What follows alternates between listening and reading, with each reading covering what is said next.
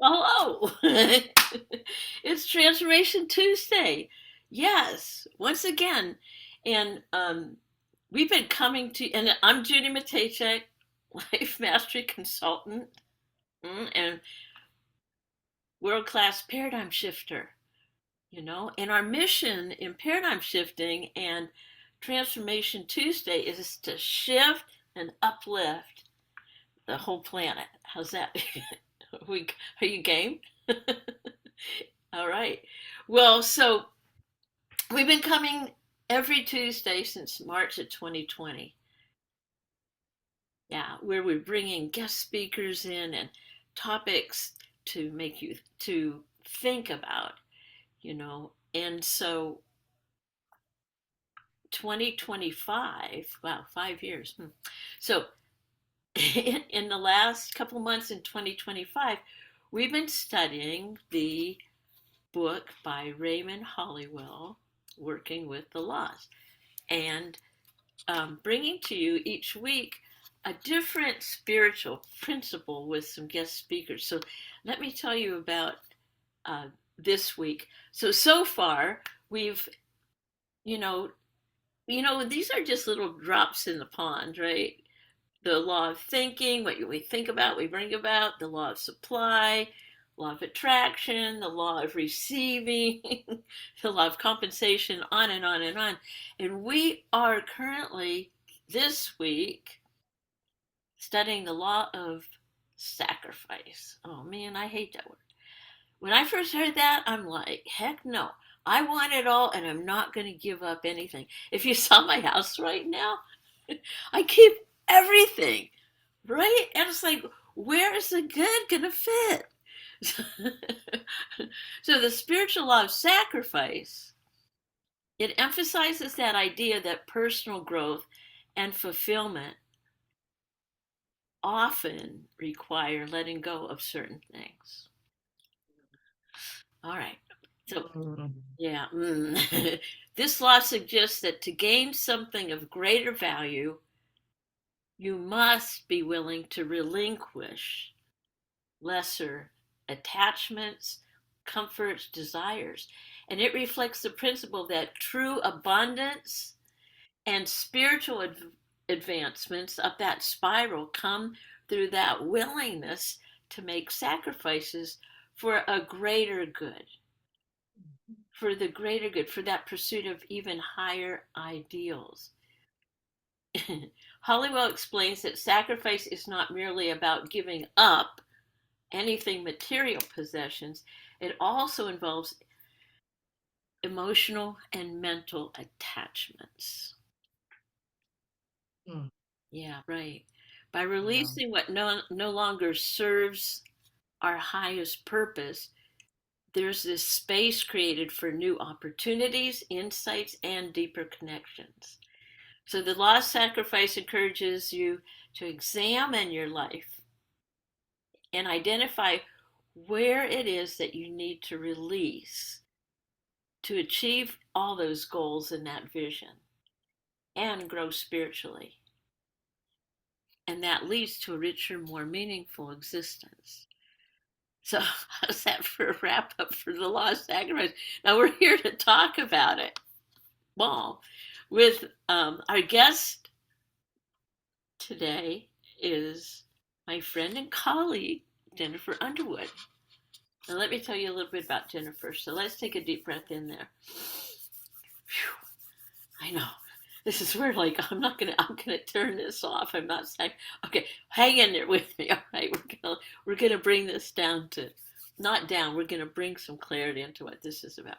So Jennifer, she's a teacher, speaker, coach with 20 years experience in education, talent development, and entrepreneurship.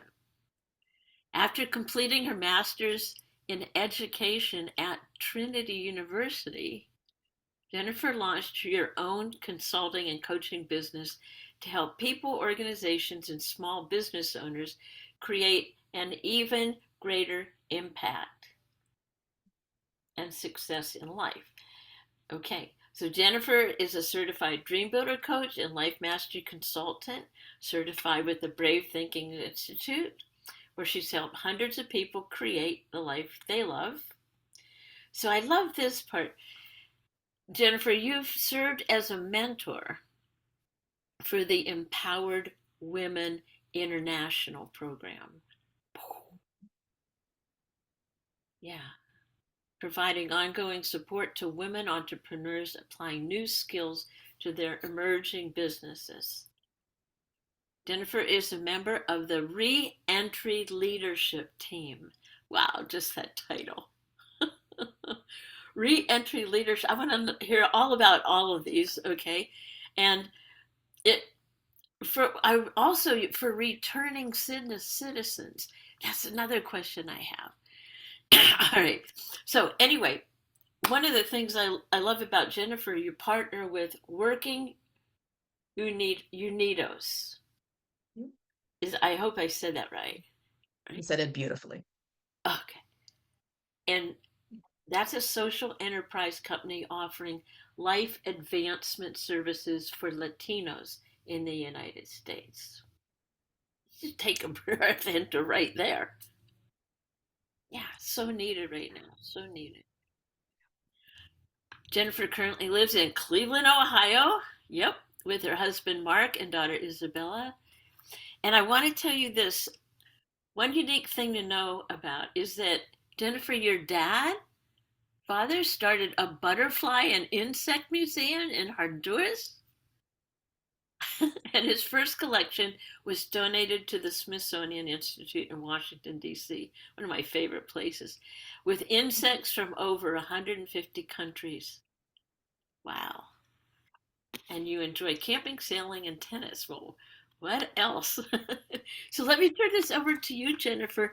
Tell me a little bit about yourself and wow, I've got so many questions, but it's all yours. Judy, thank you. I appreciate you, my friend. And those of you listening, what an honor and a privilege just to be here and sharing this time with you. As I hear reflecting back what you just shared about part of my passions and some of the things that I really love to do in the world right now. One of the things that I've realized as I'm just listening to you, for me, a lot of the things I've done since I was really little is helping others see the potential inside of themselves.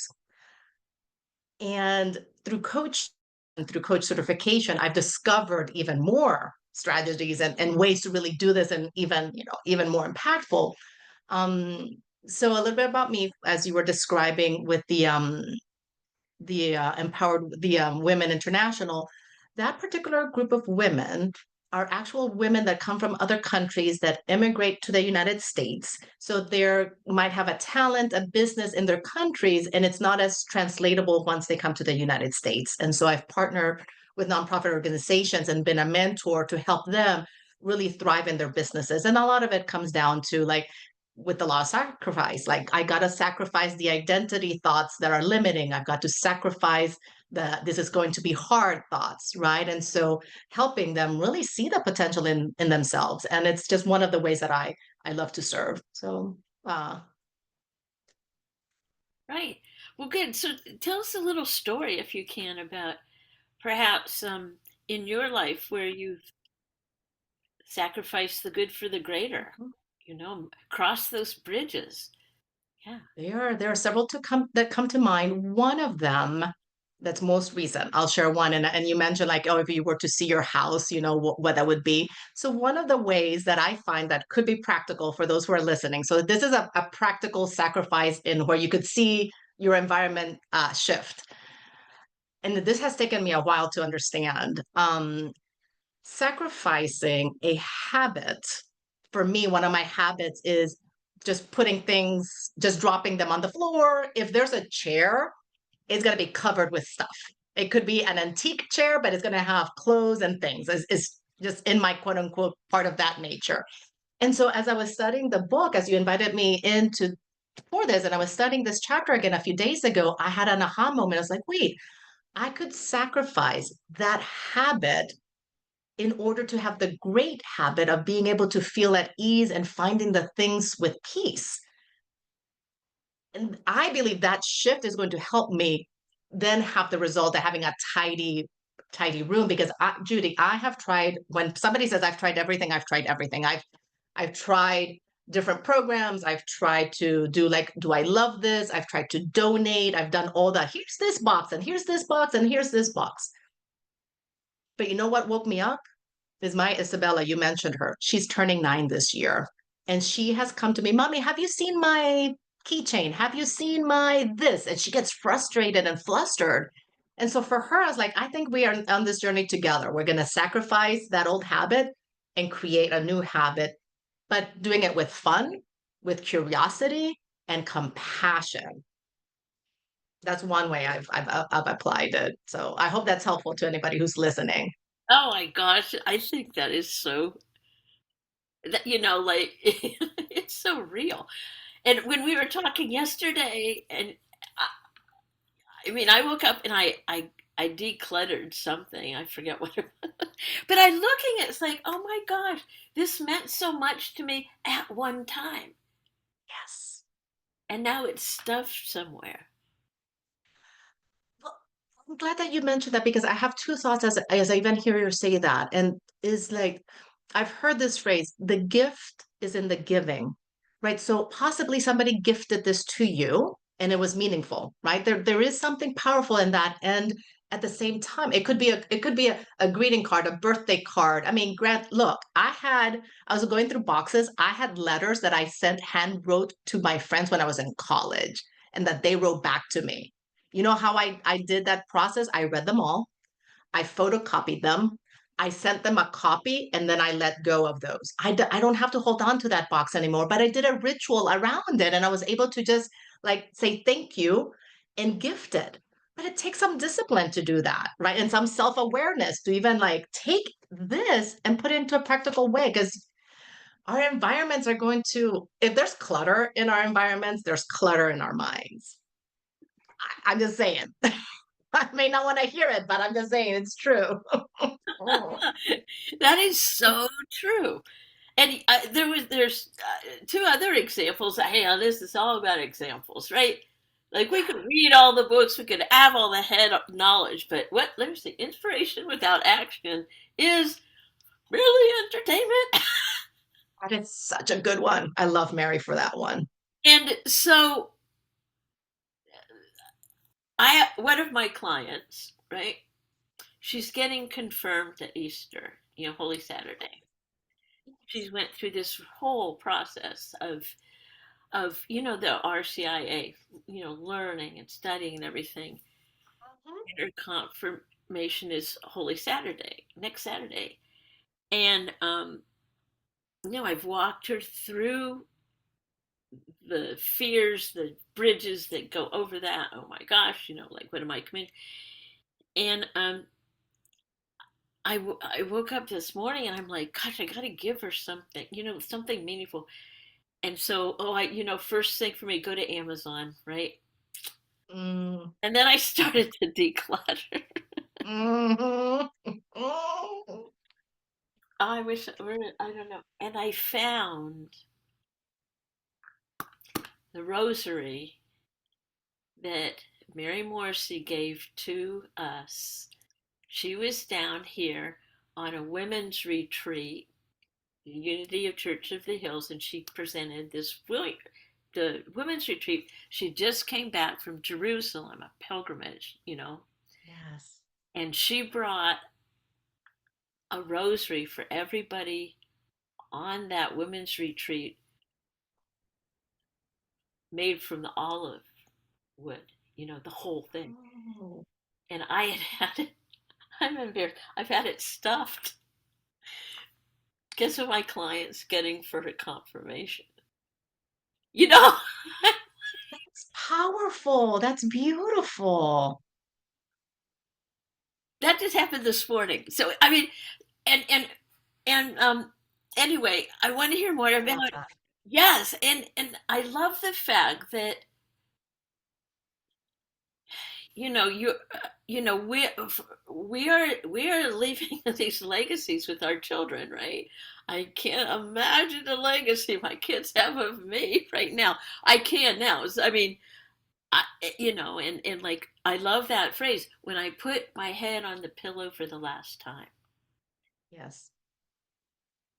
Will they be will they be digging through all the stuff to get to find me? Or will I have released? Mhm. I got so many stories about people I admire who release so much stuff in their final Mhm. days of life, Yes. material, Yeah. emotional, everything. So Yeah. tell me where this is landing and what's coming Mhm. up to you. For me, there's a couple of things. One, I do want to share that I am wearing my tree pendant that you so beautifully gifted me in a very special moment that if I can just share briefly the story for this. So, Judy, I got certified with Brave Thinking maybe 3 years ago, and you've been with Brave Thinking Institute for how long? I mean, Just forever. forever. Let's say forever. Okay, for quite a while. And I remember wanting to say, I remember connecting with you just spiritually. You didn't know this at the time, but I remember going to my first DreamBuilder live in person in Dallas last year in 2024 and thinking, I would love to meet Judy. I would just love to say hi to Judy. That was my desire, one of my several desires. I think it was day two, and we happened to be in the audience sitting next to each other. And there was an opportunity when Matt guided us through a really powerful transformation, which actually I think relates to this law of sacrifice. He guided us, the entire audience. There's like 900 people at DreamBuilder Live. For anybody who hasn't been there, it's an amazing transformational experience. And Matt guides us through this like letting go that was then now exercise, this thought of like a part of me that's speaking to me that's not kind, right? That part of me that's doubtful and just like really nasty, to be honest, sometimes. And then connecting to the part that's just coming from love, and what would that part say to you, and like what's the message. And I remember being, I think we were like on the second or third row, and Matt just invites like, who would love to share. Me, when Matt says who would love to share and say yes, I just raised my hand, and he looks at me and calls me, and I'm thinking, uh-oh, what did I just do? And I've got a microphone in front of 900 people.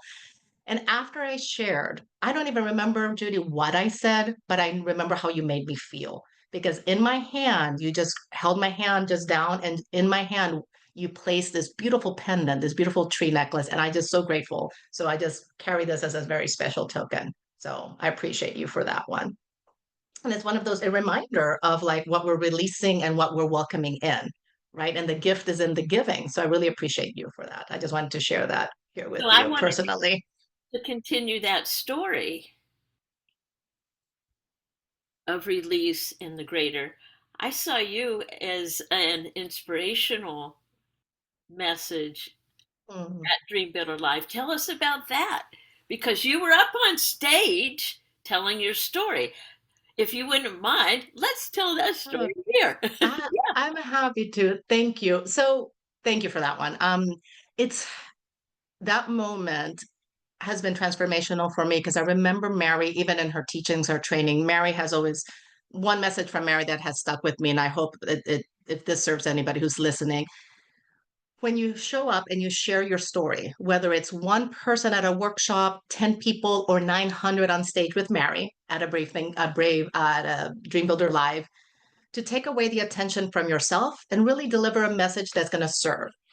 So that's right there is like the good for the great. Like, here's an opportunity that I could be nervous about, but it's such a gift to just be able to share a message. And so I'm grateful because of these tools and just this process that we teach our clients and the process that we practice every day for ourselves. I've been able to go, I mean, just from my health, I used to suffer severely from chronic hip and lower back pain, popping pills as if they were Tic Tacs, and not the good flavored Tic Tacs. Like it's just like as if, I mean, I just thought of orange as my favorite Tic Tac flavor. I don't know if you have a favorite Tic Tac flavor, but orange is mine.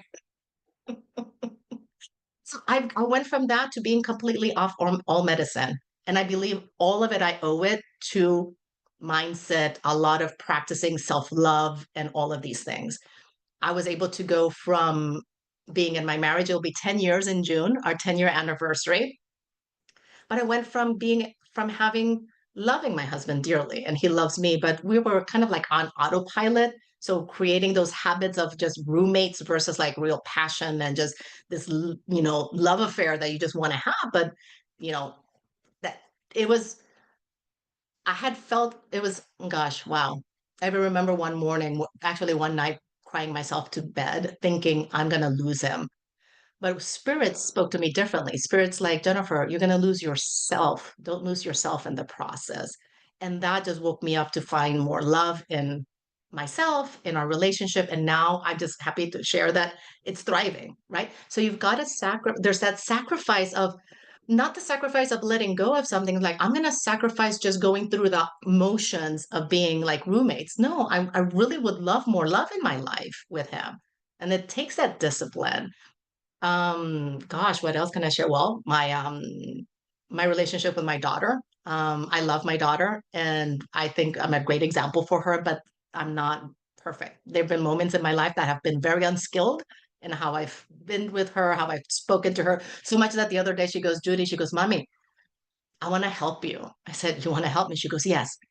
Just take a breath, like you teach me. Just breathe in. Now go apologize and say you're sorry. Like, who raised you? That's just Like, it. When your kids grow up in this stuff, be prepared. so funny. She's like, I want to help you. It's like, okay, I didn't know where she was going with that. Take a breath in through your nose. Now go say you're sorry and apologize for something I had done or said. She makes me laugh. She's awesome. But just thank you for inviting me to share this experience. One of the things I will say about speaking on stage, just sharing my message with the group, is that it does take a decision to want to create a change in your life. It doesn't just happen. You've got to decide for the great. And in that process of deciding, you've got to be able to let what is good or just the bad or whatever, it's a decision. And from that decision, then all sorts of things happen. And it's a beautiful thing to witness. Oh man, I love what you. I was just teaching that last night. Uh, The bridge. Notice this bridge. There you go. yes. That's a Hmm. Pennsylvania bridge.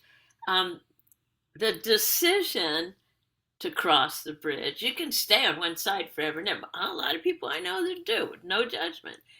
It takes Yeah. guts to make a decision for the other side of the bridge. And it takes a lot of courage and guts to decide to keep walking on that bridge and not turn. I used to like when I don't. That bridge has a lot of history for me. On the I other side, saw that in, yeah. yeah, the other side of that bridge, there, um, there was. I don't know if it is anymore. Uh, um, a grotto with the statue of Mary on it. Hmm.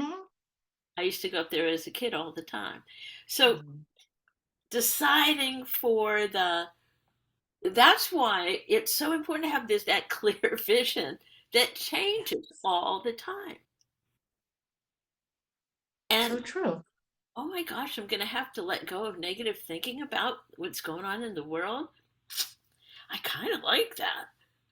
I kind of like that too. I mean, well, like Hollowell says, I mean, in the book, I mean, you summarize it so beautifully. And I would add that there's a depending on your book, it's on page 152. He says the beginning of such success, and he's talking about skilled athletes and singers and so forth, things that take discipline, right? But we can apply this to any area of your life. The beginning of such success is first the desire for discipline of your time and thought. How powerful. I mean, isn't that juicy? That's it. I just saw you go like this. Like, this makes me think of juicy. It's like, Can you read that yeah, again? Can you read that? And yes. everybody watching this, pause it and write these words down. Go ahead. It's all yours. The beginning of such success is first the desire for discipline of your time and thought. You mean I can't scroll? I could.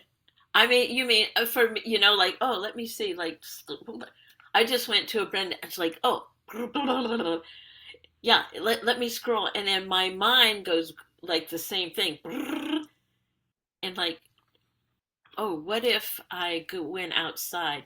I have one more cool story about the greater for the good. Yes. Okay, so Oh, I live in Leander, Texas. Cedar Park, Texas is the next over. We're right outside mm, Austin. Anyway, they were tearing down all these old buildings a couple years ago, and I was so resentful. mm, I was just went in, and I refused to go anywhere near that area, right? Because they're taking away the trees, oh, all that. So there's a lot of development going on here.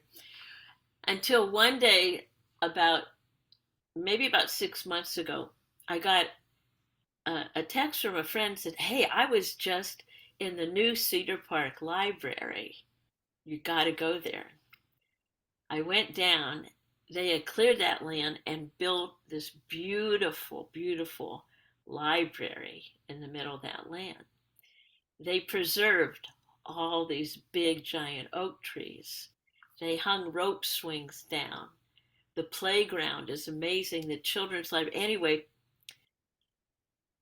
what I mean greater. I mean, yeah, greater good. I mean, for the greater good. So I realized that there's a seed of good, equal seed of good in every adversity, right? Napoleon Hill. yes. I didn't realize it until I walked into the library, and there's this staircase up with a wall, floor to ceiling wall, a couple stories Mm, of planks of the trees they cut down, and they took them to a sawmill. These planks of all the trees they cut down, and a little plaque that says, "This is the legacy that we're leaving for all the books that will be read here." So I'm like, and you know what? That comes from a very heart-centered community. That comes from, yes. and then everywhere you go, there's kids crawling around, and upstairs there's study rooms and floor to ceiling glass. And I thought, oh, that wall says it all. Those Mm. trees were sacrificed for the greater good of the community, and they're being preserved in this beautiful wall. How beautiful. How meaningful. What a way to honor the the land, the trees, and what a beautiful symbolism right there. That's just really, really beautiful.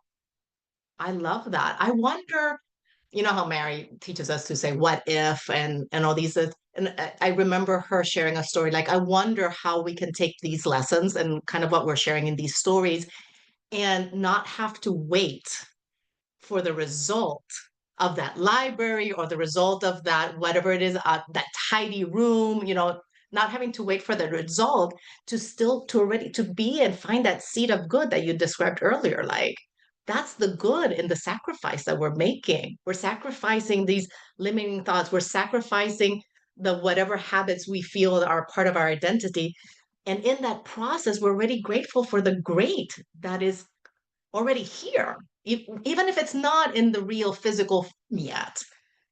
But what if we could live our life more in that way and then have a different relationship with the word sacrifice, right? It is like let's create a different vibration to the word sacrifice. Amen. Yeah. So here's one last question, okay? Sure. Okay, so you're driving down the highway, right? Maybe I forget Cleveland Highway, yeah. So we're driving down the highway, and thousands of people drive by the billboards every day, right? And there's a billboard up there with your picture and your message on it. What would the message say? Mm. The message would say yes to more love. Just say yes to more love. Love is gratitude. Love is God. Love is in everything. Say yes to more love. So, what can we hold for you as our community? Hold for you. What would Oh, you love for us to hold for you, Jennifer? beautiful question. Thank you, Judy. I would love for the community to hold for me calm confidence, grace and ease as it's all coming together. This is what it looks like as it all is coming together. The vision that is ever evolving and just the legacy, like the word that you used earlier, the legacy, what is our legacy? Just calm confidence and ease and grace as it's all coming together. All right, great. Okay, so we're Mm, going to send your energy. All you have to do is the law of receiving, which is okay. like this. Okay, we're sending our energy to you all the way up to Cleveland, Ohio.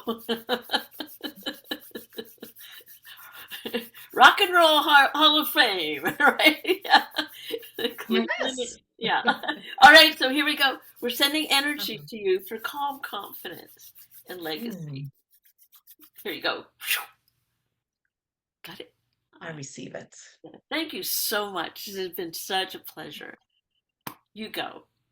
Love it. Thank you, Judy. Thank you so much. There we Mm. go. I love it. And